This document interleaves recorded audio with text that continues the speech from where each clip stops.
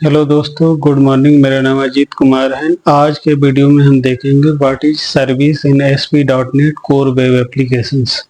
तो सबसे पहले देखते हैं सर्विस का डेफिनेशंस क्या होता है, इसके क्या एडवांटेज होते हैं, और उसके बाद हम देखेंगे अपने एप्लीकेशंस में सर्विस को कैसे इम्प्लीमेंट करते हैं।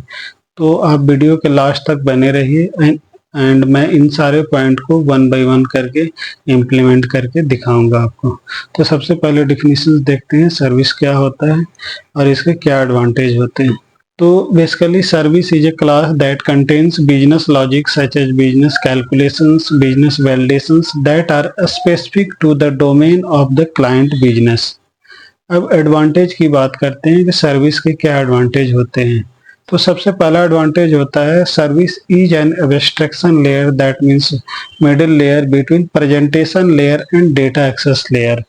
सेकेंड एडवांटेज होता है it makes the business logic to be unit testable easily. And third one is it makes the business logic separated from presentation layer and data access layer. And fourth one is it will be invoked by controller. तो सबसे पहले and सबसे जो main important जो advantage होता है service का, वो होता है कि service presentation layer and data access layer के बीच में एक लेयर होता है जहाँ पे हम डेटा को मैनिपुलेट कर सकते हैं। वहाँ से डेटा हमारे पास कंट्रोलर के अंदर आता है और कंट्रोलर से हम अपने डेटा को किसी भी व्यू के अंदर में रेंडर कर सकते हैं। तो इन पॉइंट को वन बाय वन करके अपने एप्लीकेशंस के अंदर में इम्प्लीमेंट करते हैं। तो सबसे पहले मैं विजुअल स्टूडियो 2022 ओपन करता हूं और सारे पॉइंट को वन बाय वन इम्प्लीमेंट करके आपको दिखाता हूं। तो मैंने ओपन किया विजुअल स्टूडियो 2022, हमारा एप्लीकेशन ओपन होने वाला है। इसके अंदर मैंने एक डेमो एप्लीकेशन बनाया है, उसी के अंदर में सर्विस को मैं ऐड करके दिखाता हूं। तो हमारा एप्लीकेशन ओपन हो रहा है। तो सबसे पहले एप्लीकेशन के अंदर में क्या आउटपुट आ रहा है उसको देख लेते हैं, उसके बाद हम सर्विस को ऐड करेंगे। तो हमारा एप्लीकेशन का ब्राउजर ओपन होने वाला है और उसके बाद हम देखते हैं हमारा आउटपुट क्या आने वाला है। हमारा आउटपुट लोड होने वाला है, थोड़ा सा वेट करते हैं।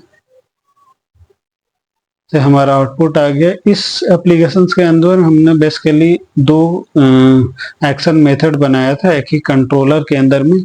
पहला एक्शन मेथड का नाम था होम और दूसरा का नाम था अबाउट। पहले पे जब हम क्लिक करते हैं तो होम एक्शन मेथड कॉल होता है और जब दूसरे पे क्लिक करते हैं तो अबाउट एक्शन मेथड कॉल होता है। अब इस एप्लीकेशन के अंदर में ही एक हम क्लास लाइब्रेरी बनाते हैं जो कि हमारा सर्विस को रिप्रेजेंट करेगा। तो यहाँ से हम एक ऐड करते हैं क्लास लाइब्रेरी, जो कि एम्प्टी क्लास लाइब्रेरी होगा। तो मैं ऐड करता हूँ। हमारा जो क्लास लाइब्रेरी होगा उसका नाम हम सर्विस रख लेते हैं। आप कुछ भी नाम दे सकते हैं इसका, सर्विसेज में कर देता हूँ। प्रोजेक्ट नेम देने के बाद मैं नेक्स्ट बटन पर क्लिक करता हूँ और हमारा जो फ्रेमवर्क है .NET 8.0 ही होने वाला है। इसके बाद मैं क्रिएट बटन पे क्लिक कर देता हूँ। तो हमारा application and class library create हो चुका है। अब आप देख सकते हैं बाय डिफॉल्ट जो क्लास का नाम है वो क्लास 1 है। तो मैं इसे रिनेम करके सिटीज कर देता हूँ, क्योंकि मैं जो भी सर्विस बनाने वाला हूँ उसमें सिटी को रिटर्न करना है। तो मैं सिटीज इसका नाम कर देता हूँ। जैसे यहाँ पे आप नाम रिनेम करते हैं तो क्लास के अंदर में भी आपका नाम रिनेम हो जाता है।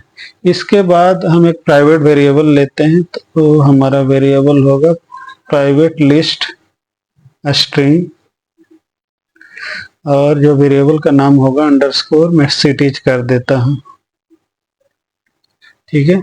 इसके बाद मैं इस क्लास का एक कंट्रोलर बनाऊंगा, इस क्लास का एक कंस्ट्रक्टर बनाऊंगा। उसके अंदर में इस सिटीज को मैं पॉपुलेट करूंगा। आप चाहे तो डेटाबेस से भी इस सिटी को पॉपुलेट कर सकते हैं, लेकिन अभी मैं इसे कंस्ट्रक्टर के अंदर ही पॉपुलेट करता हूं। तो मैं कंस्ट्रक्टर बनाता हूं सिटीज। ठीक है, ये पार्ट को हटा देता हूं और हमारा हो जाएगा अंडरस्कोर सिटीज कंटिन्यू। मैं इसी के अंदर पॉपुलेट कर देता हूँ सिटीज को। तो मैं 2-4 सिटी का नाम लिख लेता हूँ।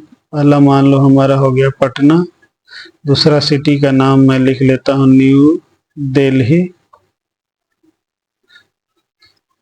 तीसरा का नाम मैं लिख लेता हूँ कानपुर,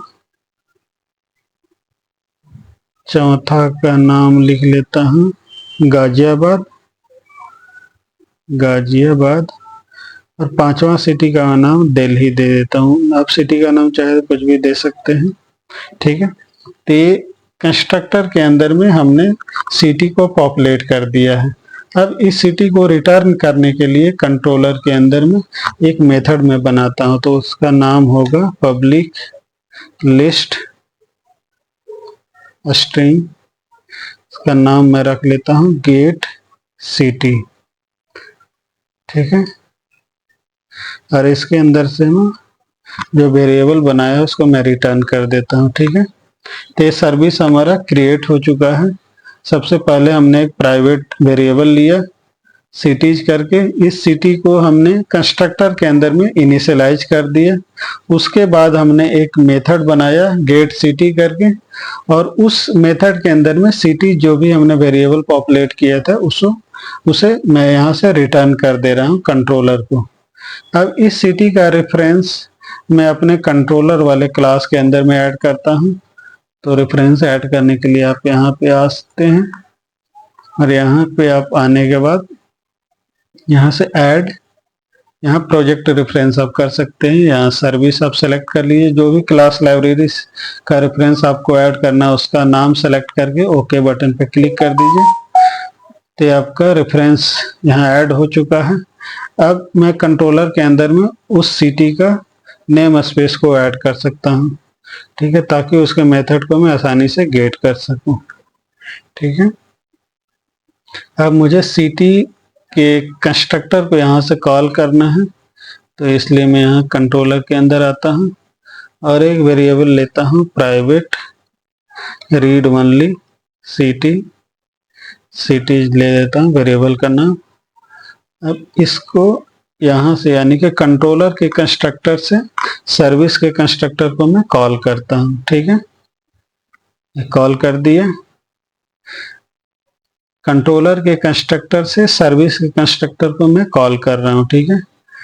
कॉल करने के बाद हमारा सिटी का क्लास इनिशियलाइज हो चुका है। अब मैं यहाँ पे होम वाले के अंदर में एक वेरिएबल लेता हूँ लिस्ट स्ट्रिंग, उसके बाद में हमारा जो सर्विस है उसके मेथड को मैं कॉल कर रहा हूँ। तो हमारा क्लास का ऑब्जेक्टिव हो गया डॉट गेट सिटीज, तो उसके मेथड को मैं यहाँ से कॉल कर लेता हूँ, और जो भी आउटपुट हमारा आएगा उसको मैं व्यू के अंदर में रिटर्न कर देता हूँ। तो चूंकि यहाँ पे मैं स्ट्रांगली टाइप्ड व्यू क्रिएट कर रहा हूँ, क्योंकि मैं सिटी जो हमारा है उसका ऑब्जेक्ट है उसको यहाँ पे रिटर्न कर रहा हूँ, तो अब सिटी वाले जो होगा सिटी का जो एनुमरेशन होगा उसके लिए हम एक्शन मेथड के अंदर में आ जाते हैं, होम व्यू के अंदर में आ जाते हैं, और सबसे पहला जो यहाँ कोड लिखेंगे वो होगा हमारा मॉडल, उसके बाद होगा आई न्यूमरेबल,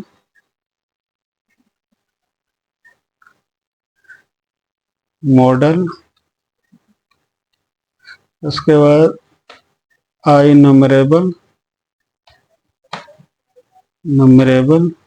उसके बाद स्ट्रिंग हम दे देते हैं, क्योंकि स्ट्रिंग टाइप का हम रिटर्न कर रहे हैं वहां से, इसलिए स्ट्रिंग दे दिया है ना, ठीक है। उसके बाद यहाँ पे एक और मैं टैग लेता हूँ h2 का, यहाँ पे मैं सिटीज दे देता हूँ क्योंकि मैं सिटी को प्रिंट करने वाला हूँ, ठीक है। इसके बाद मैं एक इवल टैग ले लेता हूँ, इवल टैग, इसके अंदर में मैं फॉर ईच लगाता हूँ, फॉर ईच लूप लगाता हूँ क्योंकि सिटीज मल्टीपल हैं, ठीक है। उसके बाद मैं एक लेता हूँ स्ट्रिंग सिटी न्यू, और जब भी आप स्ट्रांगली टाइप्ड व्यू बनाते हैं तो आप मॉडल से ही आपका जो भी प्रॉपर्टी है उसको एक्सेस करते हैं, ठीक है।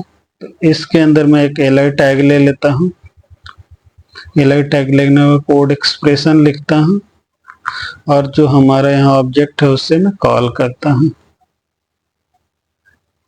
ठीक है, एक VR टैग लगा देता हूँ ताकि जो हमारा सिटी हो नेक्स्ट लाइन में बनता चला जाए।